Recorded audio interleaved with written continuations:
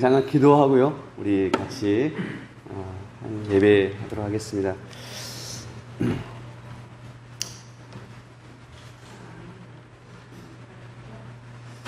아버지 하나님, 하나님께서는 우리 모두의 목자가 되시는, 선한 목자가 되시는 주님이십니다. 우리를 가장 선한 길로, 옳은 길로, 진리의 길로, 그리고 생명의 길로 우리를 인도하시는 목자이신 주님이십니다. 아버지 하나님, 간절히 바라옵고 주님 손아옵기는 정말 우리가 끝날까지 이 목자 되신 주님을 따라 이 목자 되신 주님과 함께 이 길을 걸어갈 수 있도록 주님 도와주시옵기를 간절히 바라옵고 주님 소원합니다. 특별히 아버지 하나님, 어떠한 어두움이나 어떠한 어둠에 속한 것들 가운데 있는 우리 사랑하는 식구들이 있다면 아버지 하나님, 더욱 빛으로 우리 가운데 임하여 주시옵기를 주님 간절히 바라옵고 주님 소원합니다. 제가 우리 이 예배를 받으시옵소서. 예수 이름으로 기도했습니다. 아멘. 반갑습니다. 반갑습니다.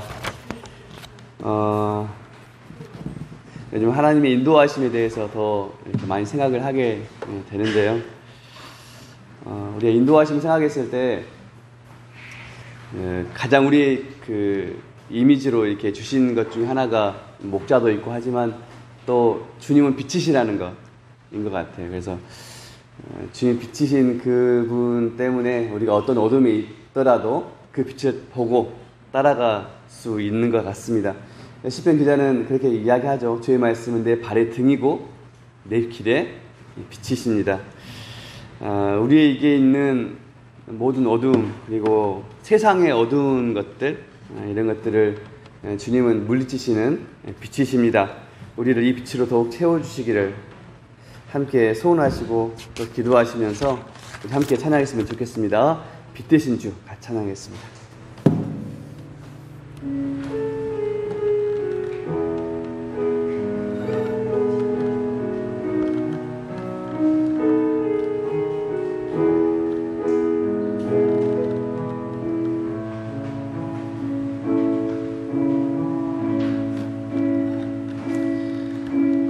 빛 되신 주 어둠 가운데 비추사 내 눈 보게 하소서.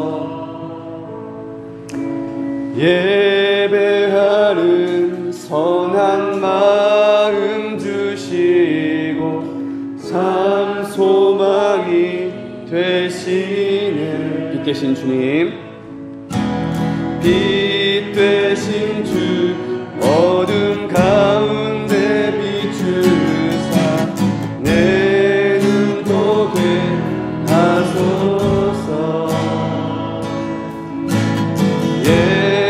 예배하는 선한 마음 주시고 산 소망이 되시네.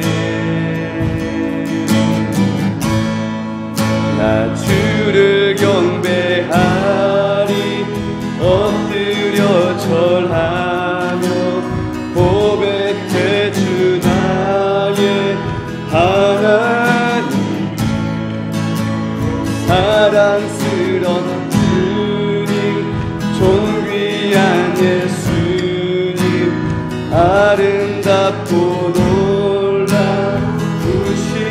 나 주를 경배하리, 나 주를 경배하리 엎드려 절하며 고백해 주 나의 하나님.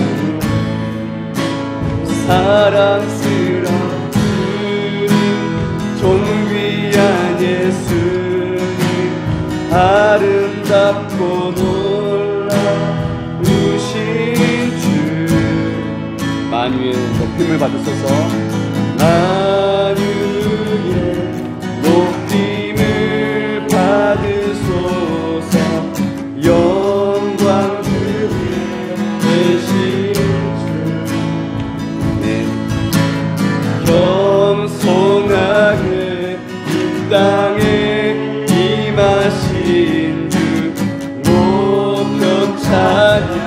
찬양하리라. 아멘. 나 주를 경배하리. 나 주를 경배하리. 엎드려 절하며 고백해 주 나의 하나님. 사랑스러운 주 존귀한 예수님 아름답고 놀라우신 나 주를 경배하리. 나 주를 경배하리. 엎드려 절하며 고백해 주 나의 사랑스러운 주님. 사랑스러운 주 존귀한 예수님 아름답고 놀라우신 주 알 수 없네. 다 알 수 없네. 주의 은혜 내 죄 주 십자가 다 알 수 없네. 주의 은혜 내 죄 위한 주십 다 알 수 없네. 다 알 수 없네. 주의 은혜 내 죄 다 알 수 없네. 다 알 수 없네. 주의 은혜 내 죄 위한 주 십자가. 나 주를 경배하리. 나 주를 경배하리. 엎드려 절하며 고백해 주 나의 하나님. 사랑스러운 주님. 사랑스러운 존귀한 예수님 아름답고 놀라우신 나 주를 경배하리. 나 주를 경배하리. 엎드려 절하며 고백해 주 나의 하나님. 오 사랑스러운 주 존귀한 예수님 아름답고 놀라우신 주.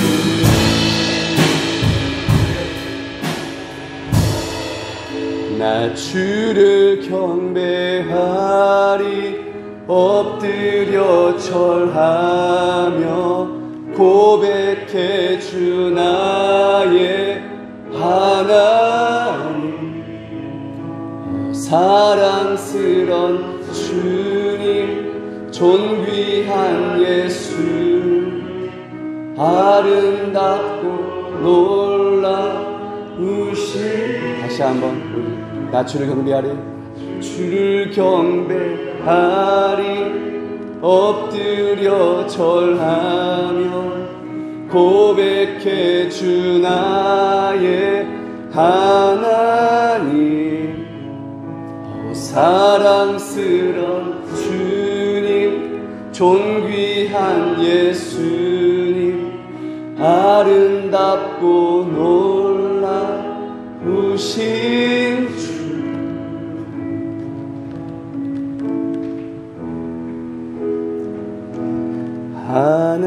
하나님은 너를 지키시는 자 너의 우편에 그늘 대시니 낮에 해와 밤에 달도 너를 잊지 못하리. 하나님 너를 지키시는 자 하나님은 너를 지키시는 하늘 명쾌하시니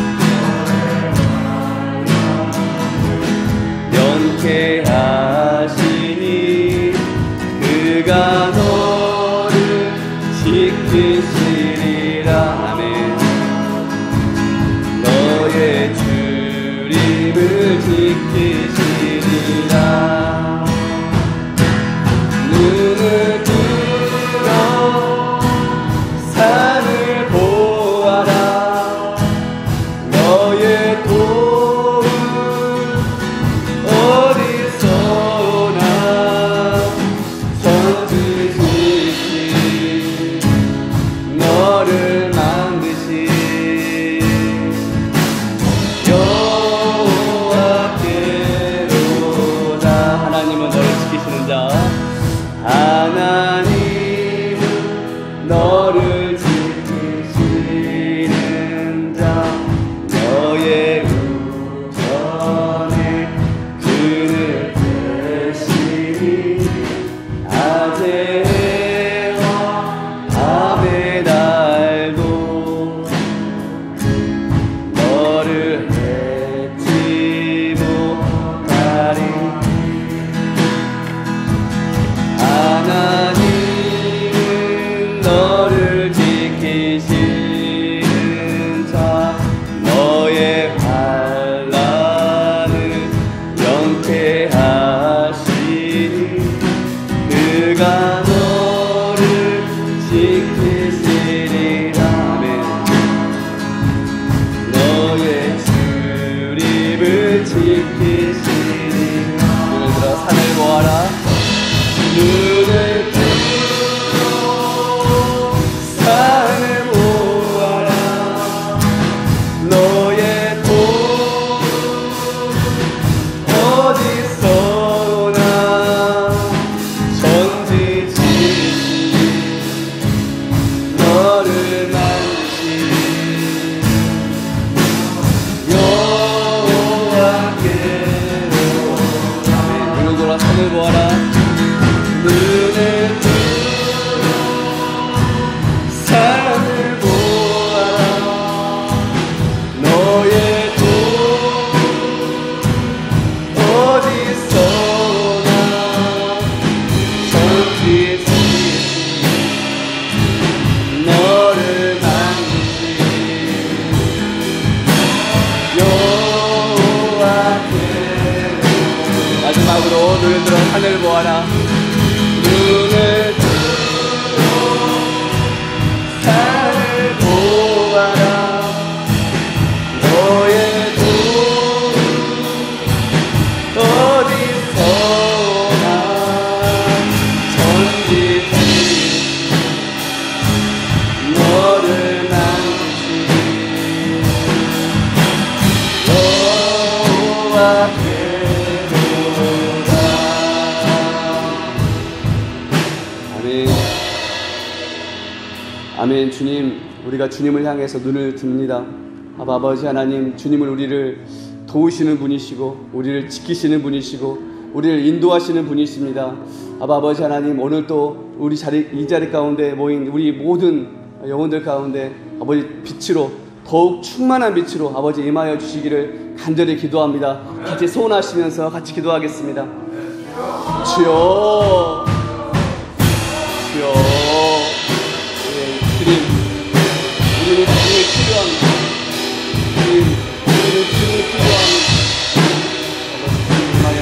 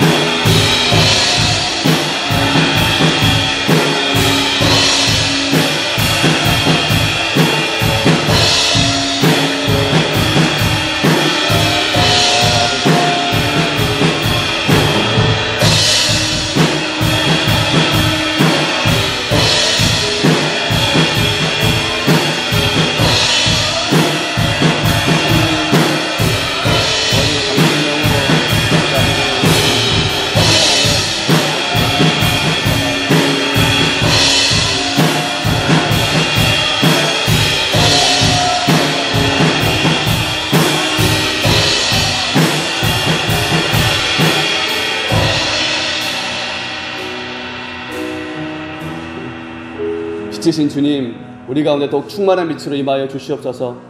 주님은 우리의 삶의 이유와 단 소망이 되십니다. 주님이 아니시면 저희가 아무것도 아닙니다. 아버지 하나님, 오늘 또 우리 모두 가운데 아버지 그러한 삶의 이유와 소망으로, 충분한 이유로 우리 가운데 임하여 주시옵소서. 이 예배를 주께 올려드립니다. 예수님 이름으로 기도했습니다. 다 같이 묵도하심으로 6월 마지막 주 예배를 드리도록 하겠습니다.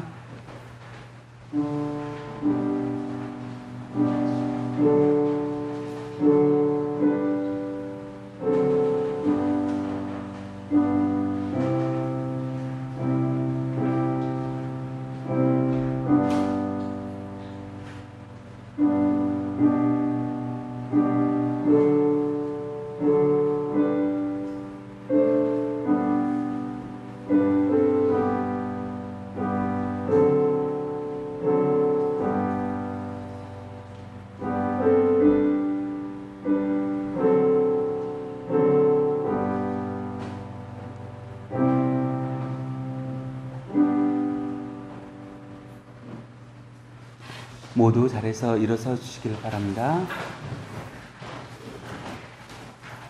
다 같이 사도신경으로 신앙 고백 드리도록 하겠습니다. 나는 전능하신 아버지 하나님, 천지의 창조주를 믿습니다. 나는 그의 유일하신 아들, 우리 주 예수 그리스도를 믿습니다.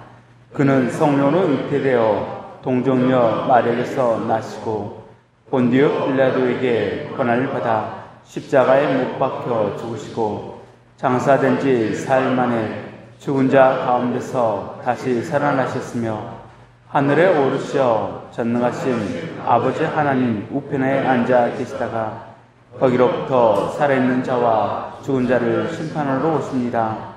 나는 성령을 믿으며 거룩한 공교회와 성도의 구제와 죄를 용서받는 것과 몸의 부활과 영생을 믿습니다. 아멘.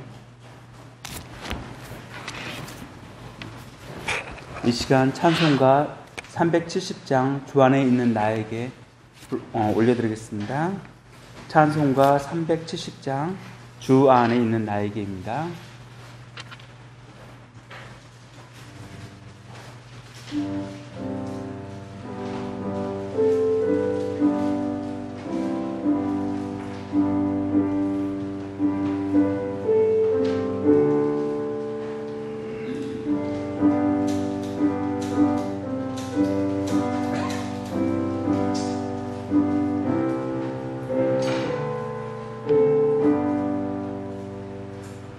주 안에 있는 나에게 난 근심 있으랴.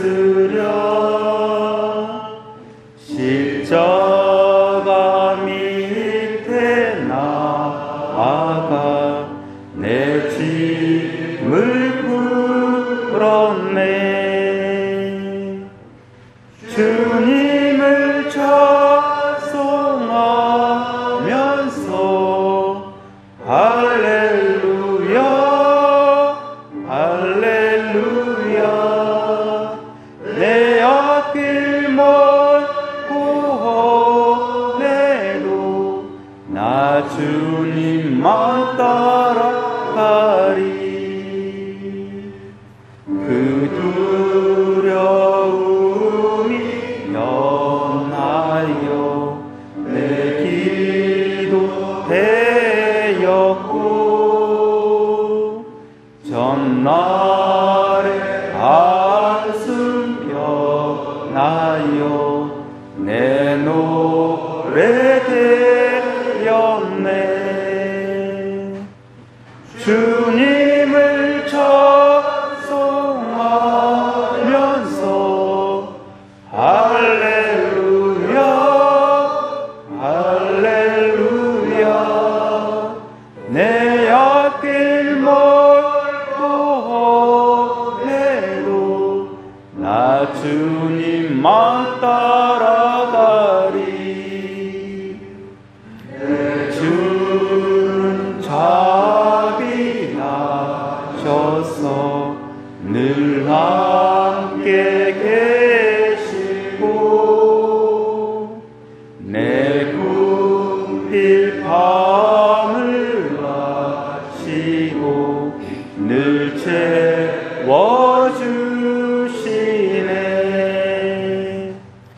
주님을 찬송하면서 할렐루야 할렐루야. 내 앞길 멀고 험해도 나 주님만 따라가리. 내 주와 맺은 언약은 영불변하시니 그 나라 가기까지는 늘 보호하시네.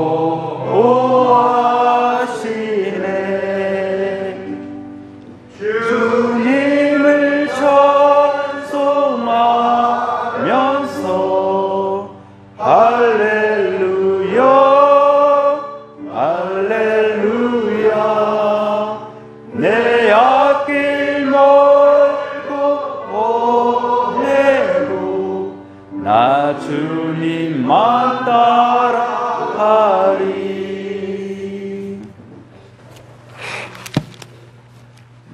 이 시간 성경 봉독하는 시간 갖도록 하겠습니다. 말씀은 사도행전 17장 1절에서 15절 말씀입니다. 사도행전 17장 1절에서 15절, 신약 216쪽입니다.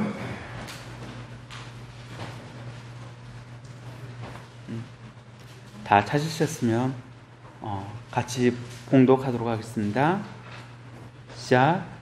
그들이 암비블리와 아볼로니아로 다녀가 데살로니가에 이르니 거기 유대인의 회당이 있는지라.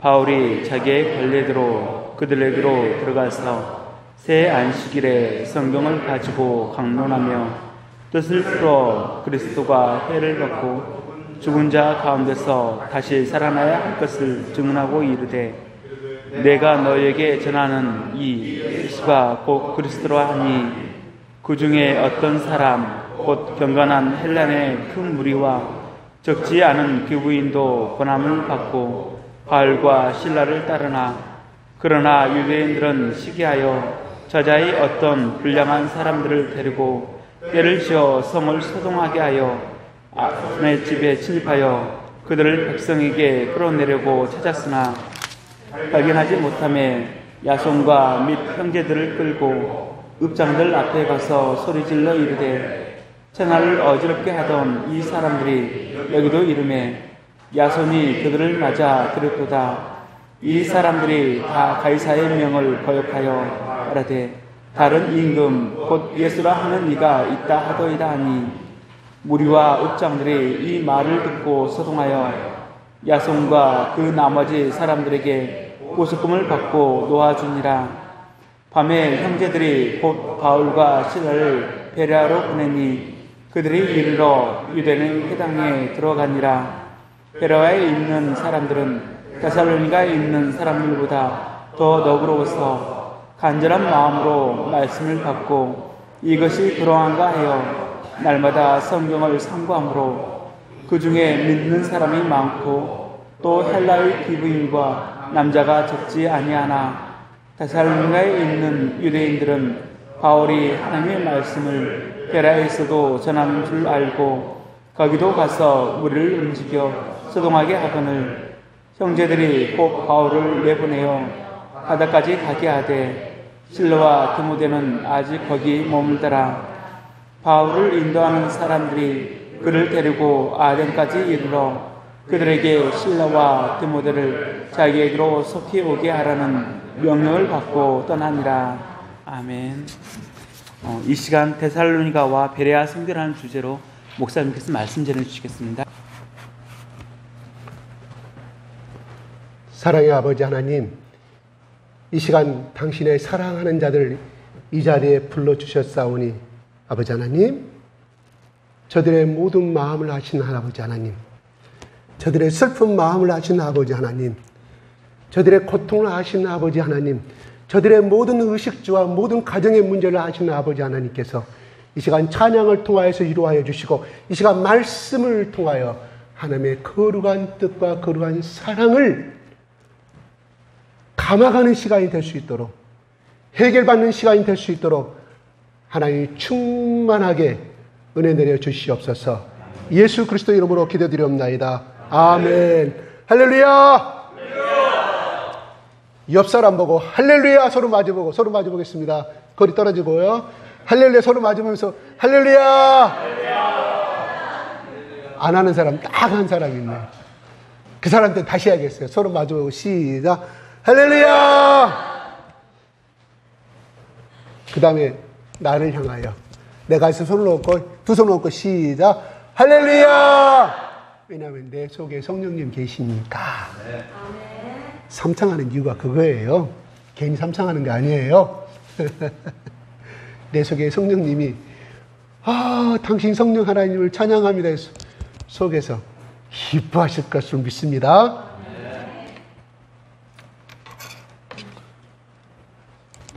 제가 전번에 이야기했나요? 어떤 내용인데, 일주일 동안 힘들게 살아왔어요. 은혜가 뭐고 하나님 말씀도 다 잊어버리고 지나가다가 생각나면 주님 이 고통을 어찌합니까? 그러다가 시달리다 예배에 참석하였는데, 여러분 지난 2주간도 행복하게 잘 사셨습니까? 즐거우셨습니까? 그 말을 들은, 그렇게 잘 산 사람은 할렐루야 하지만 나는 짜증나더라고요. 왜? 그렇게 못 살고 힘들게 살았기 때문에. 그래요. 당신들은 행복하지만 나는 행복하지 못했기 때문에. 혹시 여러분 이 시간에 그런 마음을 가지고 오신 분도 있는지 모르겠습니다. 이 시간 찬양을 통해서 하나님께서 위로해 주시기 바랍니다. 또한 이 시간 말씀을 통하여, 예배를 통해서 하나님께 치료해 주실 것을 믿습니다. 그래요. 빌립보에서 주님을 위해서 복음을 증거하다가 감옥에 갇힌 바울과 실라가 그냥 두 발에 두 손에 수갑만 채운 것이 아니라, 새스랑만 채운 것이 아니라, 나무 커다란 들판에다가 두 손목을 끼워서, 두 발을 끼워서 자지도 못하고 움직이지도 못하는 그러한 가운데서 베드로가 감옥에 갇혀서 천사가 나타나서 베드로의 감옥문과 베드로의 이 모든 착오를 해치시고 큰 길가로 새벽에 베드로를 자유의 몸으로 해방시키신 그 하나님이 똑같이, 거기는 천사가 나타났지만 여기는 천사가 없습니다. 그래요? 달라요? 똑같은 하나님의 역사인데 바울에게는 그것이 아니에요. 그죠? 16장 마지막에 그것이 없습니다. 지진과 진동을 통해서 하나님이 이 모든 옥새와 모든 수갑과 착고를 벗겨버리신 하나님을 볼 수가 있습니다. 베드로는 자고 있었고 천사가 깨웠잖아요. 다른 점인 거예요. 바울과 실라는 기도하고 찬양하고 있을 때, 찬양과 기도를 하고 있을 때 나타나는 것이 달라요. 베드로는 자고 있어요. 왜? 생을 포기해버렸어요. 내일이면 죽구나. 내일이면 죽구나. 왜? 그는 베드로가 몰랐겠습니까? 사형수들은요, 자기가 촉감으로 한대요. 무기 사형수들은 한답니다. 간수가 딱 나올 때, 오늘은 내가 감옥문 열리는 순간에 그 본능으로 알게 된대요. 베드로도 포기해버린 사람이었습니다. 잠을 자고 있다면서 뭐예요? 하나님께 맡겨버렸다는 거예요. 하나님! 내 목숨도 하나님 것이요. 내가 죽어도 예수님처럼, 내가 그 감난산로 올라가신, 승천하신 그 예수님처럼 나도 하늘로 올라가길 베드로는 믿었기 때문에 잠을 자고 있었는지, 아니면 두 번째로 영적으로 둔해서, 세 번째는 담대한 믿음이 있어서 사나 주나 주님의 끈 사나 주구나 나는 주님의 것입니다. 부활의 예수를 믿고 부활하실 것을 믿고 베드로는 잠을 잤는지도 모릅니다. 성경은 나오지 아니합니다.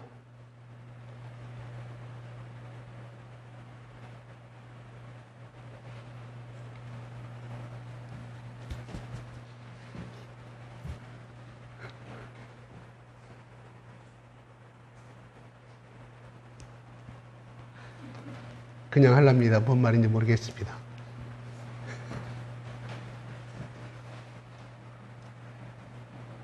그래요.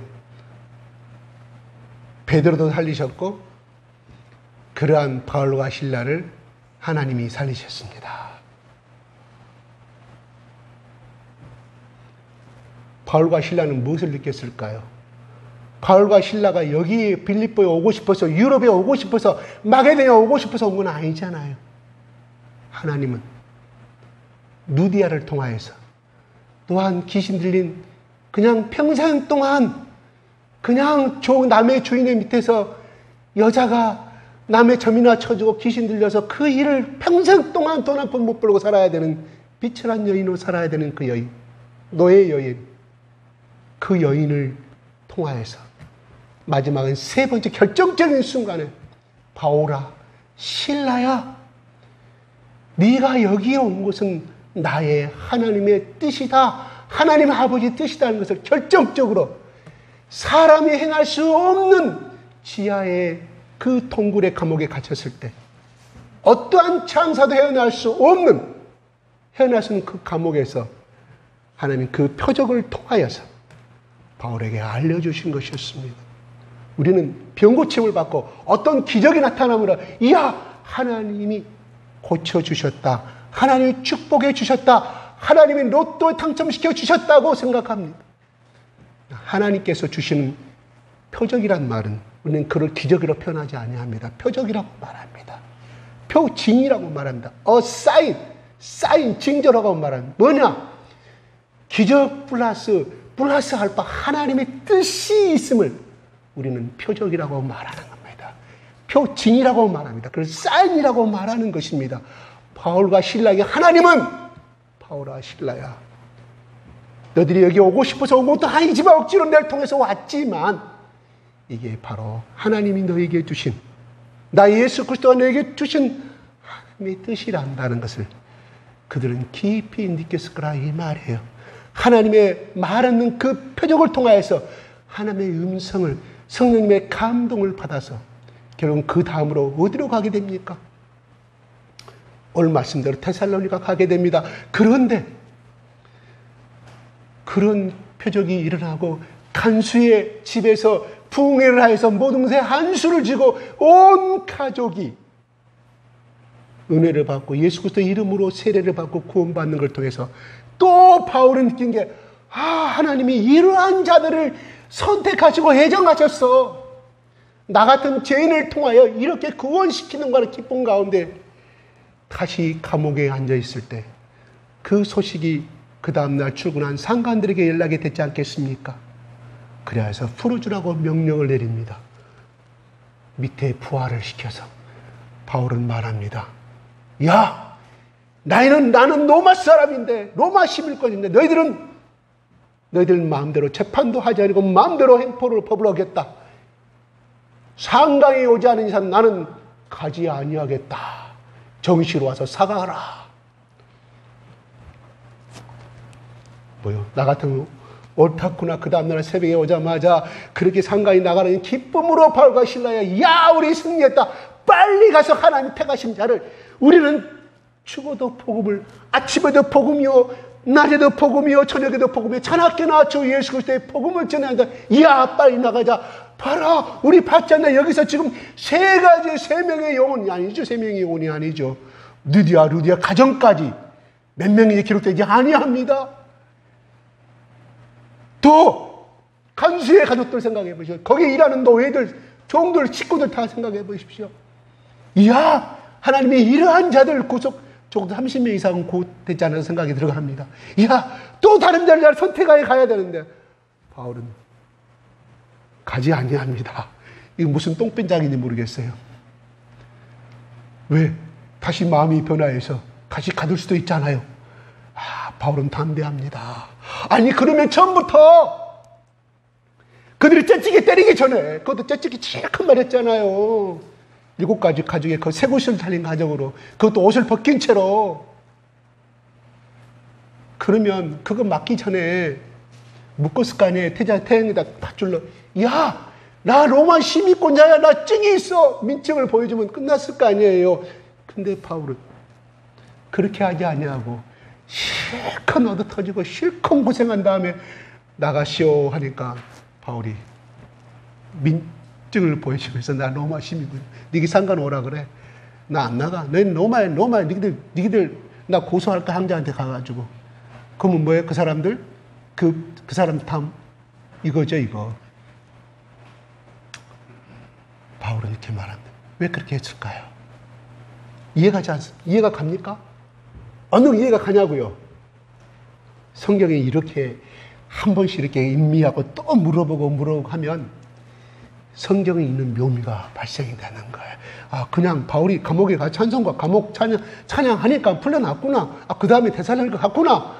하면은 하나님께서 이 성경 말씀에 담겨 있는 성령께서 우리에게 가르쳐 주고자 하는 그 속을 우리는 넘어가 버린다는 거예요. 그래서 지식으로 읽는 사람과 성령께 이거를 읽기 전에 하나님 나는 우둔하시지 말씀 온전한 하나님의 사랑과 하나님의 깊고 오묘한 뜻을 알 수가 없사오니 성령님 내 눈을 열어주시고 내 귀를 열어주시고 내 마음의 문을 열어주시옵소서. 지하던 나의 죄를 용서해 주시고 이걸 깨닫게 알게 하여 주시옵소서.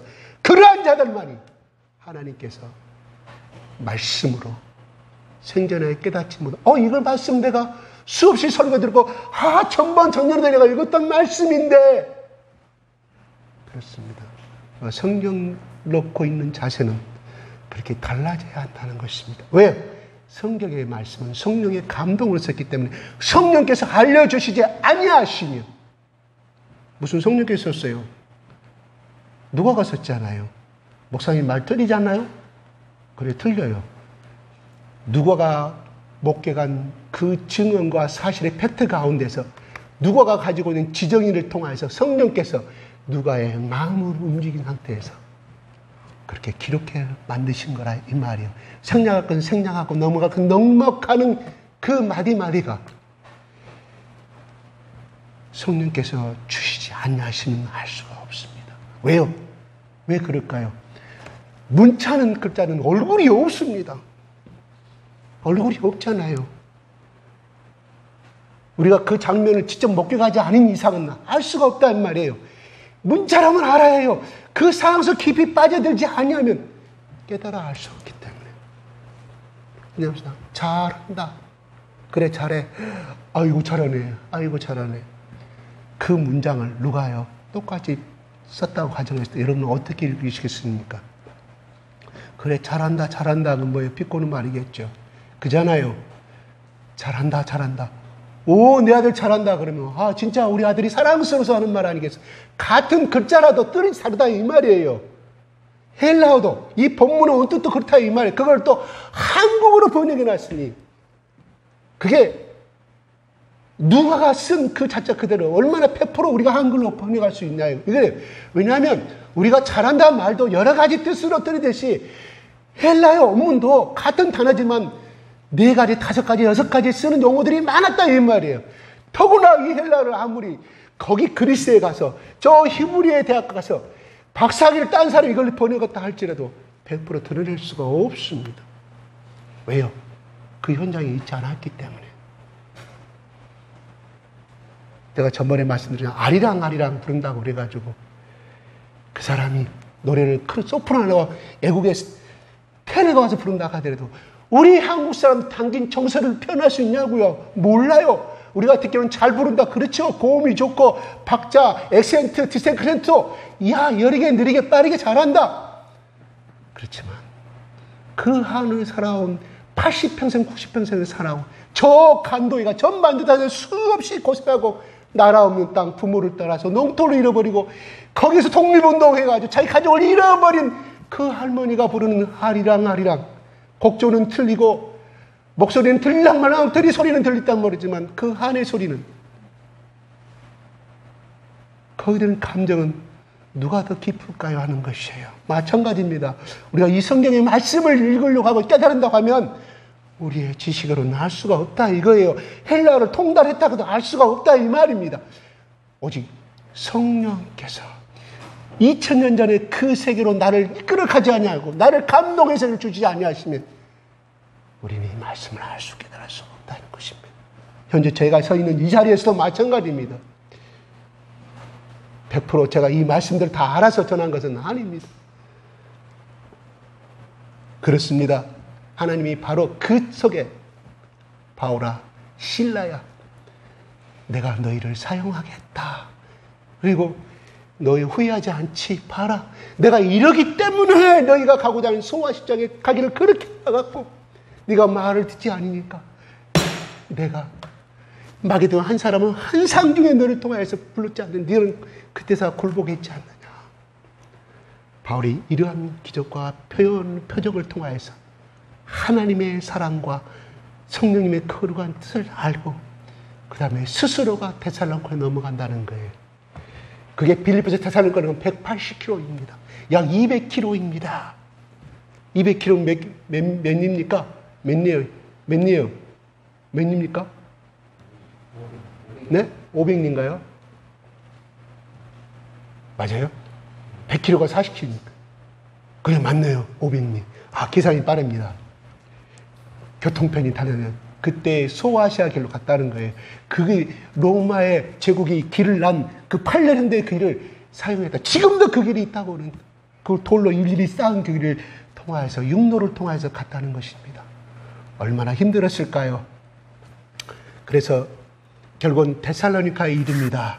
거기 유대인의 해당이 있었다고 그랬죠. 1절에. 그 다음에 2절에 한번 보겠습니다. 시작. 바울이 자기의 관례대로 그들에게로 들어가서 새 안식일에 성령을 가지고 거듭나며. 제가 아까쯤 질문한 거 넘어가 버렸네요. 그건 다 2부 예배에서 하겠습니다. 참고하시면 그 말씀을 제가 왜 그랬을까요? 그래서 2부 예배에서 제가 말씀드리겠습니다. 본문으로 빨리 들어가게요. 자, 자기의 갈래대로 그들에게 들어가서 새 안식일에 성경을 가지고 강론하여 새 안식일에 세 번째 안식일 3주 동안 했다는 이 말이 새 안식일에 성경을 가지고 와서 21일 동안 복음을 증거했다는 말인지 아니면 안식일마다 세 번의 안식일을 참여하여서 강론하였다는 말인지 분명히 하지 아니합니다. 제가 해석서를 보니까 각기 다르게 해석을 했어요. 21일 동안 한 사람 했다. 아니면 그냥 세 번, 일주일에 한 번씩 안식일이 다가오니까 세 번 했다. 이렇게 각기 해석을 했더라고요. 그냥 자관 그렇게 생각하고 성경을 가지고 강론하였다 이 말이에요. 뭘 가지고? 성경을 가지고. 이때는 신약 성경이 없었습니다. 모세오경과 선지자서 예언서를 가지고 강론했겠죠. 학자들은 모세오경을 가지고 이야기를 합니다. 강론했단 말은 뭔 말인 거 아니에요? 설교했다는 것이 한이에요. 질문하고 받고 질문하고 받고 했다 이 말이에요. 선포하고 질문하고 받고. 왜? 그들이 처음 듣는 복음이기 때문에. 여기에 유대인의 회당 속에 누구누가 있었습니까? 헬라의 기부인들이 받아들였다고 그랬습니다. 그죠? 4절에 그중에 어떤 사람 곧 경건한 헬라의 큰 무리와 적지 않은 기부인도 고난을 받고 바울과 신라를 따르리라. 경건한 사람이라 유대인으로 개종한 사람, 이방인인데 헬라인인데 유대교를 개종한 사람들이 그 안식일 날에 예배를 드리려고 참석했다는 거예요. 말씀을 드리려고. 거기에 바울이 강론하자 그들이 전혀 들어보지 못한 그 복음을, 예수 그리스도의 복음을 받아들였다 이 말입니다.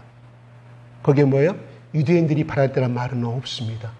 거기에 경건한 유대인의 큰 무리와 그 중에 어떤 사람은 소수의 유대인으로 해석해 볼 수가 있습니다. 그래서 많은 헬라 사람들이 예수를 받아들였다는 것을 알 수가 있습니다. 그런데요, 여기에 보면 2절 한번 다시 한번 올려주십시오. 바울이 자기의 칼레대로 그들에게 들어가서 해당에 들어가서 그렇죠. 바울이 안식일 때문에 안식일 해당이 있으므로 말미암아 데살로니가 해당이 있으므로 말미암아 거기에 들어가서 강론하였다 해야 되는데 누가는 기록할 때 자기의 갈래대로 뭐요? 바울의 갈래대로 이 말이 뭔 말이에요? 왜 그렇게 썼을까요? 저 말을 빼고 바울이 그들에게 들어가서 새 안식 성경을 가지고 강론하며 문장이 됩니까 안 됩니까? 아무 문제 없어요.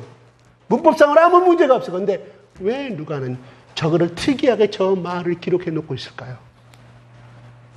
바로 그렇습니다. 바울은 지금까지 우리가 17장까지 읽을 때 가는 곳마다 유대인의 회당에 들어가서 안식일날 자기가 가지고 온 그 예수 그리스도의 피복음을 전했다 이 말이에요. 뭔 말? 그는 가는 곳마다 예수 그리스도의 복음을 증거하였다. 예수의 십자가와 복음을 증거하였다. 규례대로, 습관대로, 익숙한 대로. 언문이에요. 언문의 뜻이. 바울은 뭐예요? 자기의 복음을 예수 그리스도의, 자기가 만난 예수 그리스도를 증거하는 것이 자기의 습관이 되어버렸다는 것입니다. 습관 그러면 아이고 저놈의 습관 저거 고쳐야 할 것인데 나쁘게 들릴 수가 있는데요. 자기의 익숙한 대로, 자기가 해온 대로 이 말이에요. 누가는 바울의 그 행동을 그렇게 적어놓고 있습니다. 바울은 자기가 예수 그리스도의 복음을 증거하는 것은 자기의 일상의 삶이었다 이 말이에요. 예수의 피복음을 전한 건 그는 주나 사나 나는 주의 꽃이로다고 바울이 로마서나 그렇게 고백했던 것처럼 바울의 모든 삶은 오직 예수 그리스도를 증거하는 것, 자기 민족을 살리는 것, 예수 그리스도를 알면 저 우상신에 살아가는 이방신에 살아가는 저 이방인들을 구원하는 것이 그를 향하여서 그들에게 복음을 증거한 자기의 습관이었고 자기의 일생의 삶이었음을 누가는 증거하고 있습니다. 여러분, 3살적 버릇은 70까지 가고 80까지 간다는 말이 결코 우리의 조상님들은요 굉장한 심리학자들입니다. 굉장히 그게 프로이드의 심리학을 공부하지 않으신 분입니다. 그 당시 옛날에 그 말을 전해줬던 분들은 프로이드가 누군지도 몰라요. 그런데 우리 조상들은 3살적 버릇 80까지 간다고 우리에게 그 온돌방 문화, 담요 한 장, 이불 한 장 문화에서 10명씩 옛날에 식구들 그렇게 많았잖아요. 부모 빼면 8명 아닙니까? 10명의 식구들이 거기에 앉아서 호롱불 밑에서 온돌 교육을 시켰어요. 온돌 교육이라고 그래요. 그게 아랫방 교육. 그래서 서로 그 이불 한 장에, 가난 때 이불 한 장에, 그 이불도 다 좋은 곳이었으니까 냄새나고 꾸매고 면화솜, 그 냄새난 면화솜 한 장 듣고 다 잤던 건 우리 시대 아니겠습니까? 맞아요? 얘들은 몰라. 저기 몰라. 하나님, 우리의 조상의 아름다운 문제 아세요? 온돌방 문화였어요. 호롱불 밑에서. 거기서 아버지의 교육을 받고 어머니 교육을 받았기 때문에 거기서 효를 배우고 그 덕을 배우고 더불어 함께 가는 삶, 이타적인 것이 어느 것이다. 남을 배려하는 것을 8명의 10명의 식구를 살면서 자기 혼자만 덮을 수 없는 거 아니겠습니까? 그렇게 살아왔어요. 오늘은 우리나라에 이 문화는 사라져버렸어요. 밥만 먹으면 어디 가요? 자기 방으로. 문 딱 잠그고. 왜요? 자기가 좋아하는 그 컴퓨터나 자기가 좀 게임을 보고 있으면 엄마 아빠가 방해할까 봐. 그래서 이 교육은 사라져버리고 없어요. 각기 독립적이요. 이기적이요. 그래서 부모의 입에서 한마디만 조금 빗나가면 그거 가지고 일주일이고 2주가 한 달이고 6개월가 있는다. 1년 후에 엄마가 그랬잖아. 아빠가 그랬잖아. 이타적인 삶이 아니라 이기적인 삶. 우리 조상들은 그래도 못 배웠지만 이타적인 것, 남을 배려하는 것은 잘 발달된 이유가 무엇입니까? 그렇게 공동적인 삶을 살고 나누는 삶을 사는 찬한 공격이 교육의 전통이 됐다 이 말이에요. 어릴 때부터 그게 성경에도 어릴 때 예수 그리스도의 말씀을 심어주지 않냐면, 하나님의 말씀을 심어주지 않냐면 안 된다는 말이 사도 바울이 쓰고 있지 않습니까? 그래요. 습관은 반드시 맞습니다. 여러분 습관이 무엇입니까? 퇴근하면 피곤하고 또 심지어 쉬지도 않으면서 또 좋아요. 샤워하고 나서 어디 갑니까? 여보 밥 줘. 밥 먹고 소파에 들어 누워서. 이게 우리나라의 대부분 직장인들의 삶 아닙니까? 남편 출근하면 부인들 뭐 합니까? 사랑의 드라마, 불륜의 드라마 빠져갖고 나도 젊을 때 저거 해봤을 것, 저거 아름다운 삶을 해봐야. 이게 우리 한국 사람 보편적인 삶이에요. 우리나라에 옛날에 우리 부모들이 그런 삶을 살았습니까? 왜요? 아기 낳은 지 3일 만에 들판 나가서 일해야 됐습니다. 이게 우리 엄마, 우리 아버지, 우리 조상들의 삶이었다 이 말이에요. 여러분, 우리 유대인들이요, 조사를 해봤는데요, 이스라엘 심리학자들, 이스라엘 의학자들이, 뇌과학자들, 인지과학자들이요, 인지과학자들, 뇌과학자라고 하죠. 그 사람 심리학자라고 말하지 아니합니다. 그런데 유대인들이 전 세계 사람 다 조사를 했는데 유대인의 간섭과 유대인이 누를 수 없는, 따라갈 수 없는 것이 딱 민족이 있는데 그게 사우스 코리아라는 거예요. 두 나라가 있는데, 사실입니다 이건. 두 나라가 있는데 사우스 코리아. 일본을 해봐도 지금 일본에 사업하는 사람이 유대인들이 2만 명이 넘습니다. 일본 나라에. 일본 나라가 어떤 나라입니까? 히틀러가 손잡은 사람 아닙니까? 히틀러가 어떤 사람이에요? 유대 민족의 민물을 지켰던 그 동업자가 일본 나라인데 거기에 2만 명이 살고 사업을 하고 있습니다. 그런데 한국만이 그걸 못 버텨. 유대인들이. 두 나라 사우스 코리아, 또 하나 있습니다. 노스 코리아, 북한. 북한이 개인 외국인 사업을 하러 가는지 어쩌는 모르겠는데 유대인 나라 못 들고 있어요.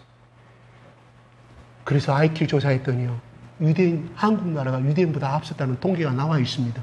전 세계 민족에. 아니, 진짜라니까요? 나와 있어요. 이게 우리 민족입니다. 그 말이 뭔 말일까요? IQ와 EQ는요, 유전자가 대물림 될까 안 될까요? 대물림 돼요. EQ는 뭐예요? 기질이 기질. 바꿀 수 있어요? No. IQ 바꿀 수 있어요? No. 못 바꿉니다. IQ와 EQ는 부모로부터 받았기 때문에 절대 못 바꿉니다. 모르겠습니다. 앞으로 뇌를 통째로 바꿔가지고 그런 기술이 나오지 않아요, 이상은. 왜? 부모가 그렇게 DNA를 줬기 때문에 못 바꿔요.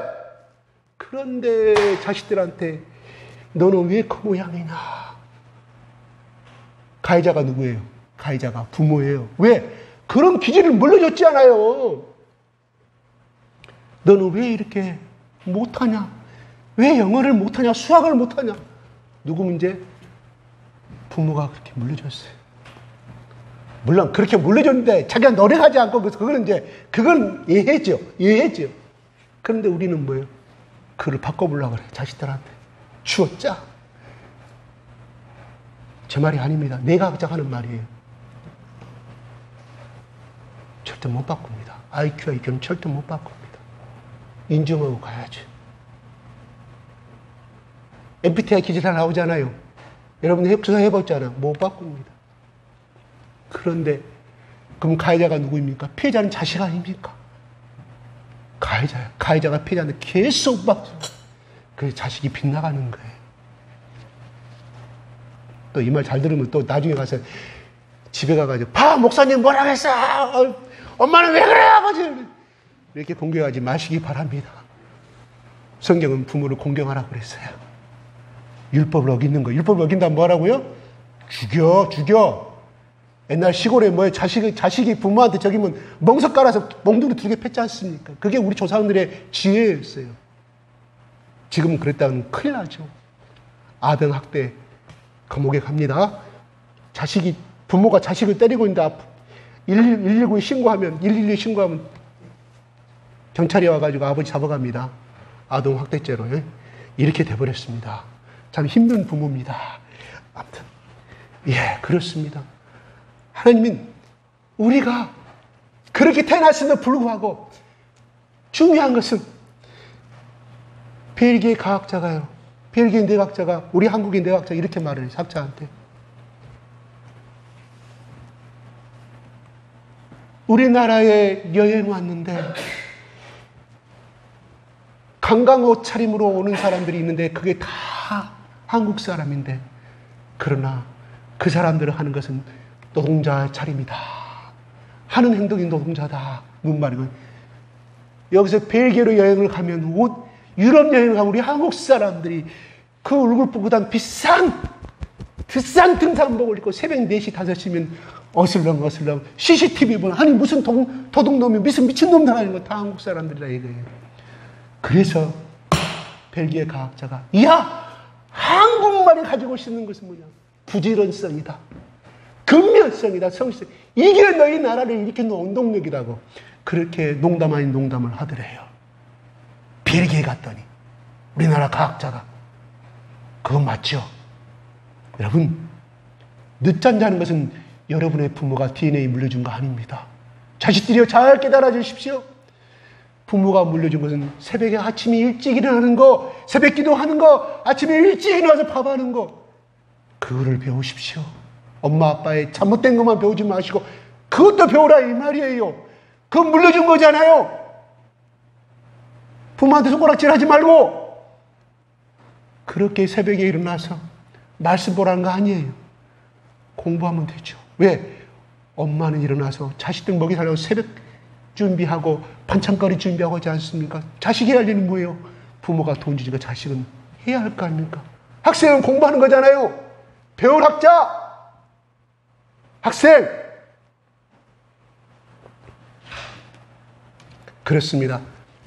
여기에 바울은 습관이었다 이 말이에요. 그 습관은 자기가 좋아하는 습관, 자기가 자기 인생의 목표를 정했기 때문에 그는 이 복음을 전하지 않으면 나에게 하루고, 바울은 불꽃 같은 이것이 일어났기 때문에 그는 견딜 수가 없었기에 그는 그렇게 삶을 살았다 이 말이에요.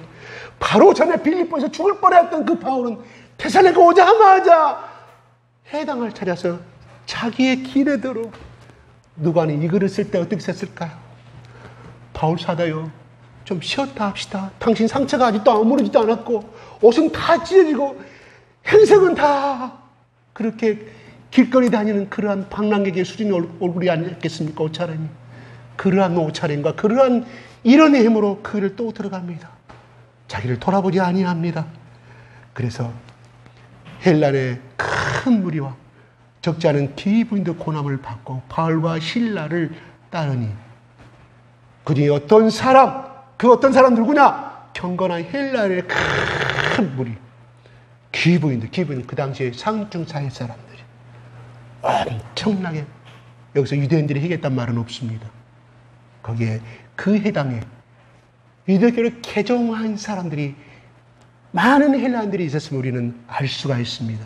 그런데요, 놀라운 하나님의 말씀이 일어나고 구원의 말씀이 일어나는데 5절에 한번 읽어보겠습니다. 시작. 그러나 인생의 이르는 희귀하여 여자의 어떤 불량한 사람들을 데리고 그들을 주어 돈을 소망하여 야손에게 인주하여 그들을 내 생에게 끌어들이고 찾아서 유대인들이 시기했다고 그랬습니다. 저 사람은 시장입니다. 어떤 불량한 사람이란 분, 폭력배, 시장에 다니면서 삥땅 뛰는 폭력배가 있었어요. 그 사람들을 사가지고 동원하여서 바울과 실라를 죽여버리려고 했는데 이미 잠적해버리고 없죠. 그래서 어디로 갔습니까? 6절에 시작.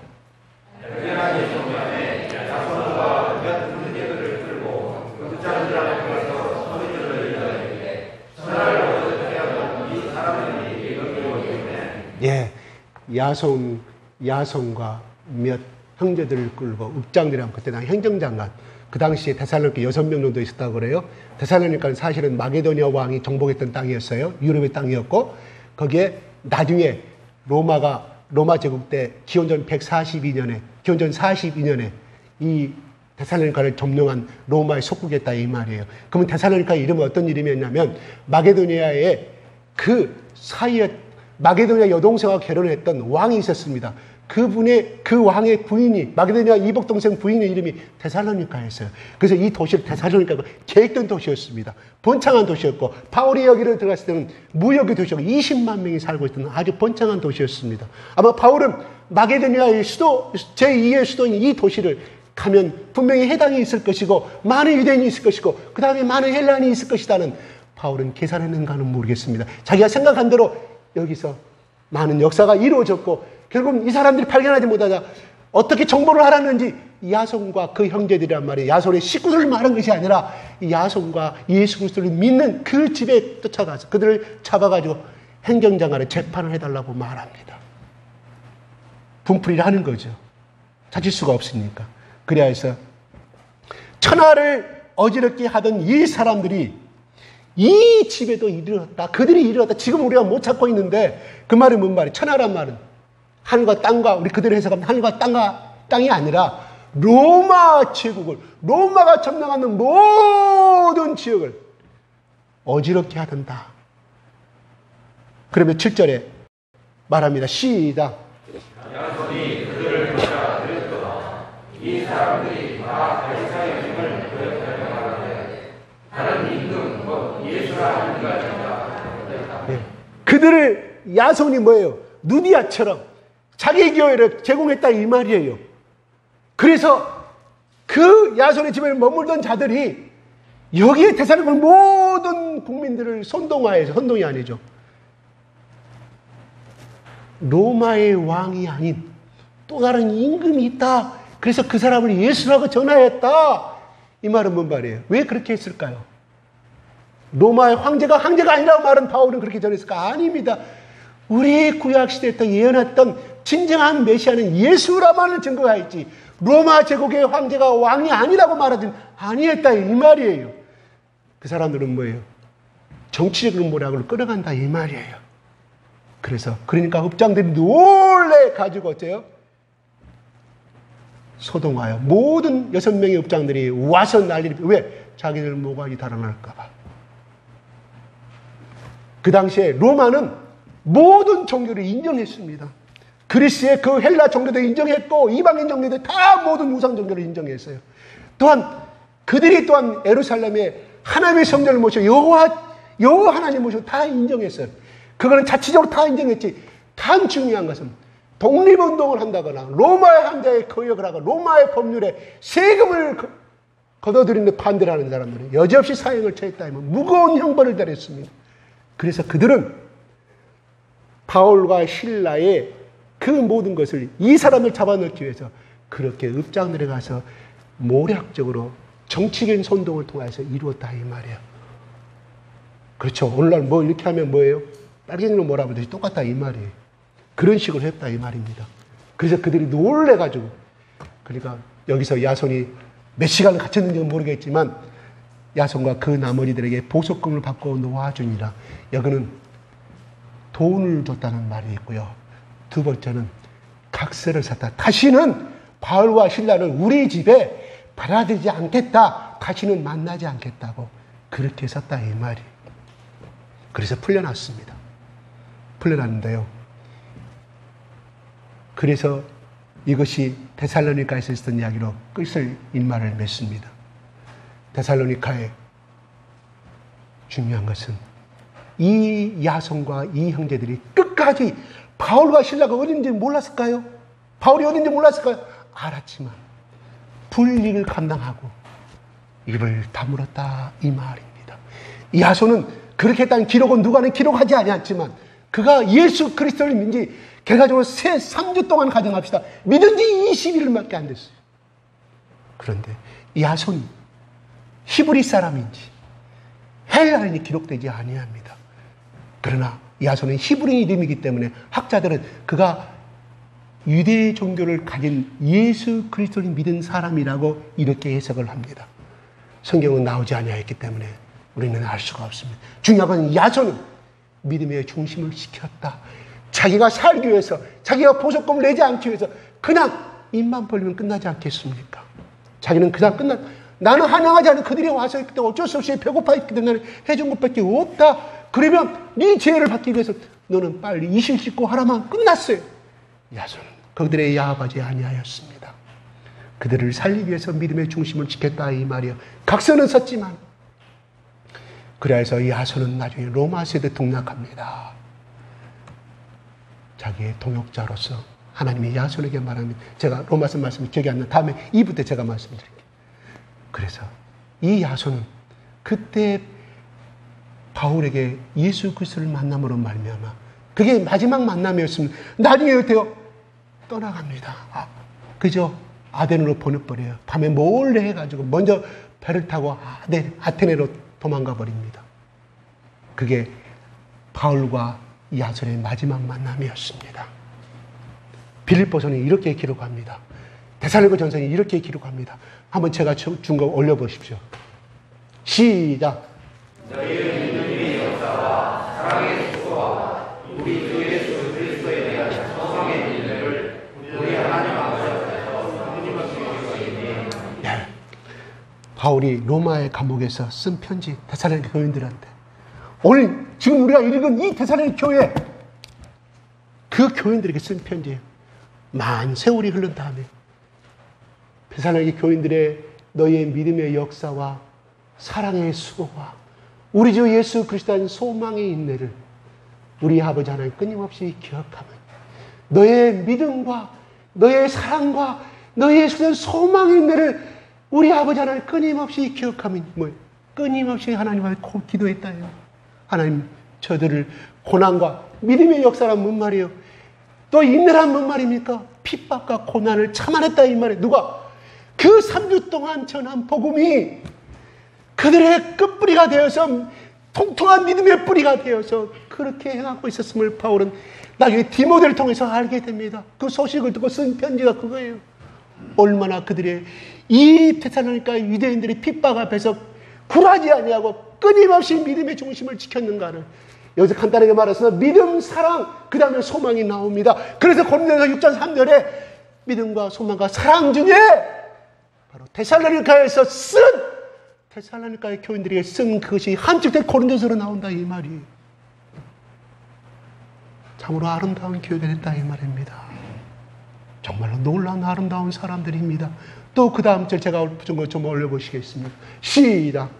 또 저희는 많은 환난 가운데서 성령의 기쁨으로 말씀을 받아 우리와 주를 원하는 자가 얼마나 데살로니가 핍박이 바울은 떠나버렸지만 그대로 얼마나 많은 핍박이 쓰는지를 알 수 있었겠죠. 유대인들한테. 데살로니가는 지금도 유대인들이 7만 명이 살고 있습니다.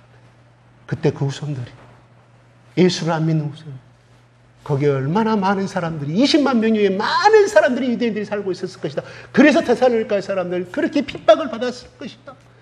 그래서 한난 가운데 성령의 기쁨으로 말씀을 받았다 이 말이에요. 그렇게 불이익을 당하면서 자기의 죽음 앞에서도 하나님이 주시는 말씀을 성령의 기쁨으로 받아들였다 이 말이에요. 성령께서 나에게 주시는 놀라운 한타시아로 받아들였다 이 말입니다. 기쁨으로. 그 다음에 또 한번 보겠습니다. 얼마나 그들이 그러므로 시작. 그러므로 너희가 가기도자와 아가야에 있는 모든 믿는 자의 본이 되었느니라. 그 다음에 시작. 주의 말씀이 너희에게로부터 가기도자와 아가야에만 알릴 뿐 아니라 하나님을 향한 너희 믿음의 소문이 각하에 퍼졌으므로 우리는 아무 말도 할 것이 없노라. 그렇죠. 데살로니가 조그만 도시에 지키는 그 믿음의 본이 소문이 꼬리에 꼬리를 물어서 거기에 그리스와 저 마게도냐 전 지역에 칭찬을 받는 사람이 되었다. 얼마나 믿음의 중심은 예수님을 뜨겁게 사랑했는지, 그리고 복음 전하기를, 예수님의 그 피오를 전하기를 막 죽음을 마다하고 하였는지. 그들이 가만히 있어서 핍박받았을까요? 아니요. 바울이 피복음을 전하는 곳에서는 반드시 마귀의 역사가 한난과 핍박이 임하였고 고난이 임하였던 것처럼 이 사람들은 뭘 할 수 있어요? 바울처럼 그들이 바울이 떠난 다음에 그들은 데살로니가 교회뿐만 아니라 데살로니가 지역뿐만 아니라 그 모든 일대에 복음을 전했다 이 말이에요. 그게 그들이 칭찬과 소문이 각처에 바울이 아무 말도 할 것이 뭔 말이에요? 너무 감동하고 너희들이 가르칠 것이 없다 이 말이에요. 너희들은 나의 믿음이 위에 서버렸구나. 너희는 나보다 예수를 사랑하는 그 마음의 세계가 내가 따라갈 수 없구나 그 말이에요. 바울의 고백입니다. 바울의 고백은 누구 고백일까요? 곧 하나님의 고백이요, 성령님의 고백이요, 예수님의 고백인 줄로 믿으시기 바랍니다. 놀라운 아름다움의 사람입니다. 놀라운 믿음의 사람들입니다. 또 한번 볼까요? 시작. 그러나 우리에게는 우리 주 예수 그리스도의 십자가 외에 결코 사랑할 것이 없으니 그리스도로 말미암아 세상이 나를 위하여 십자가에 못 박히고 내가 더 세상을 위하여 돌아보라. 바울은 3절에 나온 것처럼 뜻을 풀어 그리스도가 해를 받고 죽으며 다시 살아날 것을, 십자가의 죽음과 부활에 대해서 구약을 성경을 근거로 해서 풀었을 때 그는 바로 뜻을 풀어 3절에 갈라디아서의 말 나옵니다. 그리스도가 해를 죽고 받는 똑같은 말씀. 다시 살아날 걸 증언하고 이름에 내가 너에게 전한 이 예수가 곧 그리스도라고 고백합니다. 또 제가 준 거 있습니까? 없어요? 네. 내게 시작. 그러나 내게는 우리 주 예수 그리스도의 십자가 위에 결코 자랑할 것이 없으니. 그만. 예. 세상이 나를. 됐습니다. 예수 십자가에 결코 자랑할 것이 없다고 말합니다. 십자가는 어떤 거라고요? 그 당시에 창피한 거라고 그랬습니다. 이게 알렉산더가 제국을 점령할 때, 아니면 고대 이집트 사이로 올라갔을 때, 고대 근동 아수르 지방 더 역사, 기원전 1000년의 역사, 1300년 역사로 올라가면 전쟁을 일으켜서 그 나라를 정복했을 때 그 나라의 왕과 그 나라의 포로를 죽일 때 십자가를 죽였어요. 그냥 칼로 죽이면 끝나니까. 대항했던 사람들은, 그냥 손 들고 나왔던 사람 다 용서해 줬지만, 그게 고대 근동부터 내려오다가 나중에 알렉산더가 전 지역을, 로마의 제국이 등장하기 전에 알렉산더가 기원전 300년에 전 세계를 정복했을 때 자기의 제국의 끝까지 대항했던 사람은 처참하게 저렇게 십자가에 죽었어요. 그게 십자가의 의미입니다. 가장 처참하게, 가장 부끄럽게 추식에 죽였다 이 말이에요. 그것이 로마의 제국에 와서 로마의 제국에서 독립운동을 하는 사람들 여지없이 그렇게 십자가에서 처참하게 죽이는, 오늘날 십자가는 자랑스러운 멋으로 내고 아름다운 여성도 멋진 연예인들도 그렇게 십자가 목걸이 달리지만 그때는 십자가는 부끄러운 것이다 이 말이에요. 그래서 바울이 말합니다. 너희들이 생각하는 그 십자가 예수를 나는 자랑스럽게, 십자가의 예는 나는 결코 자랑할 것이 없다고 말합니다. 왜 그랬을까요? 그 중에 예수를 믿는 사람들도 그렇게 생각하고 있었기 때문에 바울은 그들을 향해서 그렇게 선포하고 있다면, 누구에게? 갈라디아 교인들에게 선포하고 있다 이 말입니다. 바울의 담대함입니다. 왜? 그 속에는 영원한 진리와 영원한 구속의 하나님의 사랑이 담겨져 있기 때문에 그렇다는 것입니다. 왜? 베드로와 바울은 십자가에 죽기를 바랐고, 베드로는 거꾸로 죽었고, 모든 열한 제자들이 다 십자가에 죽었습니다. 순교를 당했습니다. 죽기를 원한다고 그랬습니다. 그런데 예수님은요, 그들은 자원하여서 기쁨으로 죽고 가기를 원했습니다. 그들이 십자가의 죽음과 예수님 다른 점이 뭔지 아십니까? 예수님 죽기를 원하지 않았어요. 겟세마네 동산은 얼마나 투쟁합니까? 바울이 십자가에 죽기는 그렇게 투쟁했다는 기록이 나와 있어요? 안 나와 있어요. 없어요. 근데 예수님 그렇게 투쟁했어요. 죽기를, 이 잔이 지나가기를. 십자가에 피가 땀이 되도록 하나님의 뜻을 받아들이고, 내가 주님이 뜻이면 내가 이 잔을 받겠다고 했지만 십자가에서요, 예수님이 용감하게 죽은 줄 아십니까? 아닙니다 여러분. 예수님이 십자가에 치러 나오죠. 그죠? 십자가상에서 7가지 예언이 나와요. 그게 요한아 너의 어머니라는 것이, 그건 12시 전에 이루어진 거예요. 아침 9시 십자가 달려가지고 12시 전에 요한아 너의 어머니다. 여자여 보소서라고 12시 전에. 근데 12시부터요 오후 3시까지 십자가에 죽기까지 하나님의 음성이 십자가에 달려서 하나님의 음성이 달려옵니까? 물론 처음부터 하나님의 음성이 안 달려오죠. 전혀 말씀하지 아니합니다. 그런데요, 예수님이 어찌하여 나를 버리시나이까? 어찌하여 나를 버리시나이까? 우리가 그 말은 원망 아닌 원망처럼 들리죠? 그죠? 너무 십자가의 형태는 너무 아팠기 때문에. 육신을 입고 있잖아요. 내가 이렇게 죽어가는 것을 하나님 아버지 왜 모르지 하십니까? 내가 십자가에 죽어 이 땅에 태어났지만, 저들을 위해서 내가 죽어간다는 것을 아시지만, 예수님이 십자가의 죽음이 그렇게 힘들었다 이 말이에요. 고통이 그만큼 힘들었다 이 말이에요. 아픔이 너무 컸다 이 말이에요. 그건 형연할 수가 없습니다. 왜? 우리는 그걸 죽어보지 않았기 때문에. 하나님은 끝까지 눈을 감아버립니다. 마지막에 구름과 천둥이 치면서. 왜 그랬을까요? 하나님, 마지막으로 죽어가는 그 자기 아들 예수 그리스도를 감당할 수 없었기 때문에, 볼 수 없었기 때문에 구름으로 덮었다고 말합니다. 구름은 뭐예요? 하나님의 임재를 가리키고 있지 않습니까? 하나님 차마 볼 수가 없어서. 그 다음에 그 밑에서 죽어가고, 숨이 껄떡해서 죽어가고는 그 예수님 앞에서 로마의 병사들이 예수님이 옷을 찢어서 가위바위보 제비뽑기를, 누가 옷을 다 가져갈 것인 것입니다. 바로 저들을 위해서 예수님이 죽은 줄, 저들의 십자, 저들의 죄를 위해서 내가 죽어야만이 알았지만, 여러분, 베드로와 예수님의 11제자 바울은 예수님의 그 뜨거운 십자가의 의미를 알았기 때문에 기쁨으로 죽었어요. 죄인들을 위해서 죽은 것이 아닙니다. 예수님의 사랑 때문에 감격해서 죽었다 이 말이에요. 그러나 예수님의 죽음은 틀립니다. 죄인들을 위해서. 저 밑에서, 바로 십자가 발 밑에서 조롱거리라고 네가 하나님의 아들이냐 놀려대는 그들을 위해서도 죽어야 되는 그 아픔이 얼마나 많아요. 사랑하는 사람을 위해서 눈물을 흘리고 죽어가는 것은 우리의 한국의 부모는 다 할 수 있습니다. 여러분, 자식을 위해서 눈물 흘리는 아버지 하는 사람이 있습니까? 아마 적어도 한 번, 10번은 다 자식을 위해서, 아픈 자식을 위해서, 또한 오늘 내일 고일 내내 죽어가는 아들을 위해서 죽어갈, 자식을 위해서 죽어갈 사람을 위해서 눈물로 기도한 사람이 있을 것입니까? 아니, 하나님 모를 때 이야기입니다. 왜 그렇습니까? 사랑하기 때문에 눈물 나는 거예요. 예수님 바로 여러분을 사랑하기 때문에 내 심장을 위해서라도, 내 머리를 바꾸서라도 대신에 아들 때문에, 아들 대신에 죽는다고 말하지 않습니까? 딸 대신에 죽어. 왜? 사랑하기 때문에. 그런데 예수님은 자기를 위해서 논리되는 저 죄인들을 위해서 죽어간다는 그 자체가 얼마나 힘들어요. 어떻게 보면 억울한 거예요. 그렇잖아요.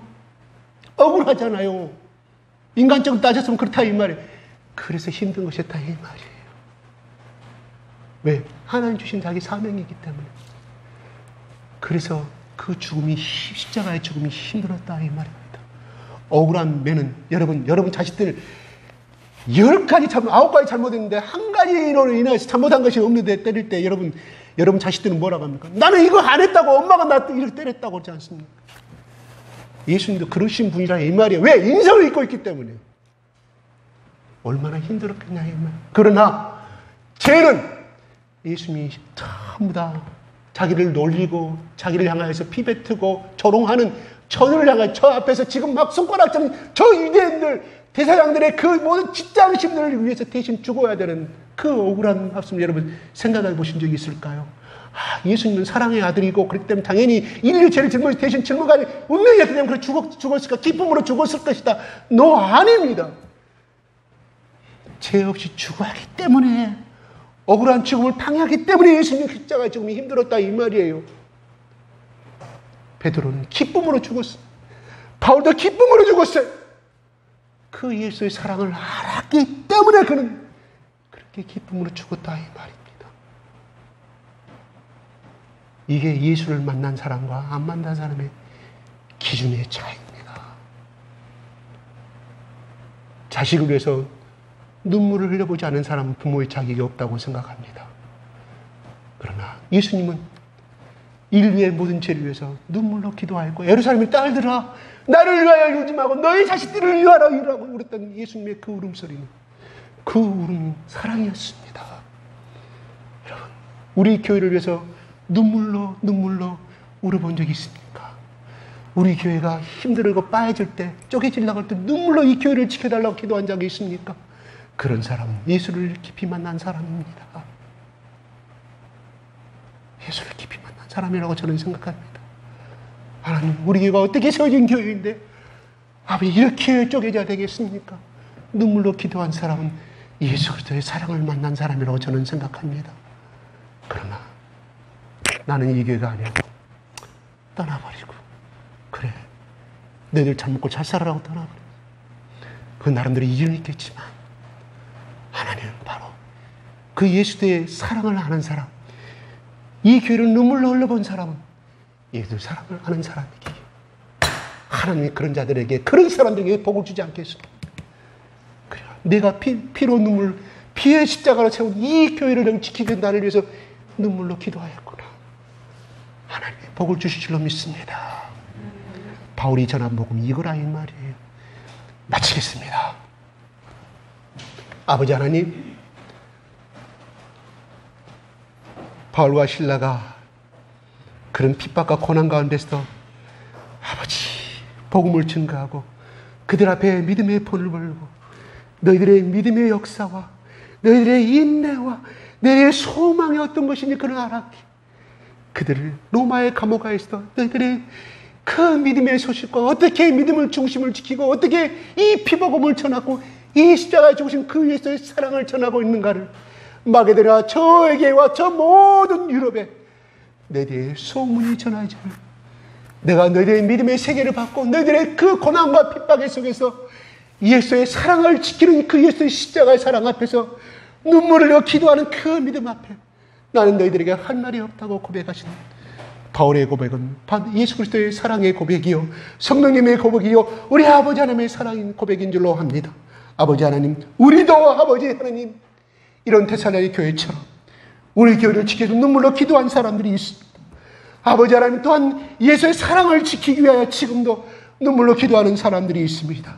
아버지, 우리 교회를 아버지 더욱더 데살로니가 교회처럼 아름답게 사용하여 주시고 그 사람들처럼 하나님 앞에 바울이 내가 너희들에게 할 말이 없다는 고백을 들을 수 있는 아름다운 그리스도인 예수를 축복하여 주시옵소서.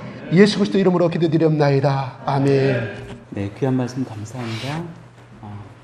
이 한 주간도 오늘 목사님 통해서 주신 주님의 말씀이 우리 가운데 은혜가 될 줄 믿습니다. 계속해서 교회 소식은 교회 단톡방을 통해서 안내해 드리도록 하겠습니다. 그리고 저 멀리서 반가운 얼굴이 찾아왔습니다. 우리 승진 형제님 함께 예배 드릴 수 있어 너무 은혜입니다. 환영합니다.